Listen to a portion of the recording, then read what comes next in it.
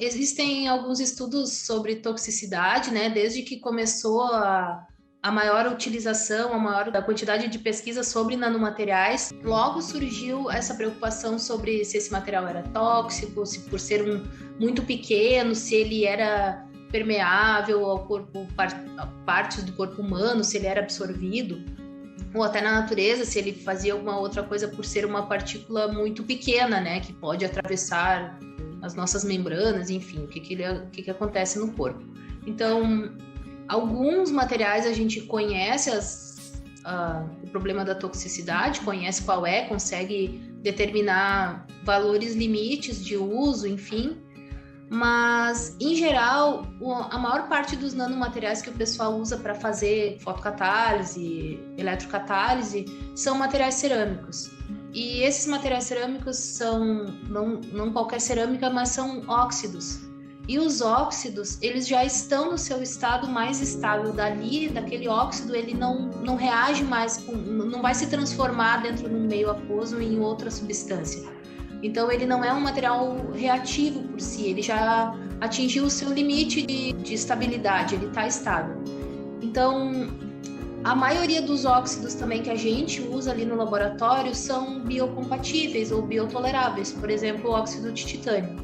Então, a gente usa o óxido de titânio, por exemplo, para revestir implantes, né? O corpo assimila, a gente usa óxido de titânio, tem óxido de titânio em pasta de dente, no papel, na tinta. Então, é um óxido que está muito perto da nossa vida o tempo inteiro e a gente tolera muito bem, ele é muito biocompatível. E, então, existem, claro, riscos, mas de usar alguns materiais nano, assim como existem de usar qualquer produto químico. E eu considero que, como tudo, a quantidade, a consciência na hora do uso é que vai te dar um grau de segurança. Entre o veneno e um remédio, diferenciar a dose, né? A mesma coisa para os nanomateriais. A pessoa tem que ter consciência de como vai usar, quanto vai usar. E não é porque é um nanomaterial, um nanotubo de carbono, óxido de titânio, que tu vai ficar largando quilos dentro de uma lavoura para acabar com um herbicida que tu largou no solo, né? Ou então tu vai jogar na água assim, sem nenhum outro pensamento de quanto é que tu vai colocar, quanto mais melhor, para fazer um tratamento de um efluente, por exemplo.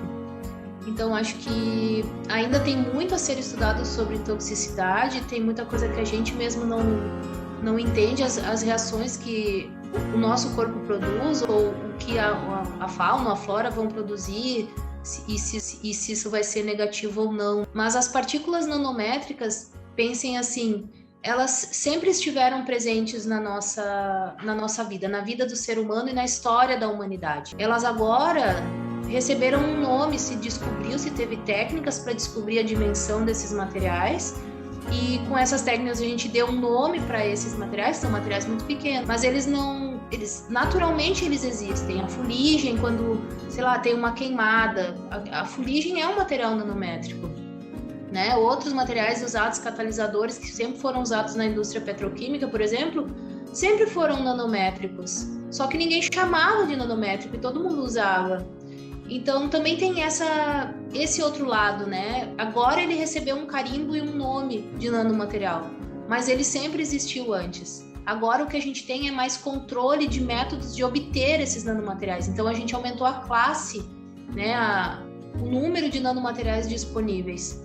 E claro que com isso vem as preocupações de se aqueles materiais que a gente está tentando fazer nessa escala, numa escala que talvez não fosse a tradicional, mas que agora está naquela escala, tem um risco para a saúde ou não. Então, enfim, existe estudo sobre toxicidade, mas acho que ainda cabe mais, né, para ter certeza bem se é realmente seguro, né? E também, agora uma opinião talvez assim, as pessoas usam coisas que a gente sabe que não é segura, né? E na sua natureza. É a natureza do ser humano correr riscos, enfim. E tem gente que fuma, enfim, né? Faz mal? Faz. Continua fumando, não é porque sabe que faz que não, né? Que faz mal que não tá fazendo. Então, o uso dos nanomateriais já não é uma coisa que vai ser aberto ao público, entendeu? Assim, não como um material solto. Eu não imagino que uma pessoa qualquer da sociedade vai pegar um saquinho de nanomaterial e sair caminhando com aquele saquinho, ou que vai, sei lá, fazer alguma coisa com aquele material em pó, solto, a ponto de respirar um nanomaterial ou esfregar na pele. A aplicação não envolve tanto o contato direto com o ser humano, né? Geralmente, muito menos uma aplicação de tratamento de efluente, por exemplo, como a que a gente está discutindo aqui. Então, ela é um acesso bem restrito ao ser humano, né? É bem uma aplicação que não interfere tanto na nossa vida. Então, tem esse lado também sobre os riscos. Ele pode apresentar riscos, mas, bom, tu não vai estar exposto, não é toda a sociedade que vai estar exposta o tempo inteiro, né?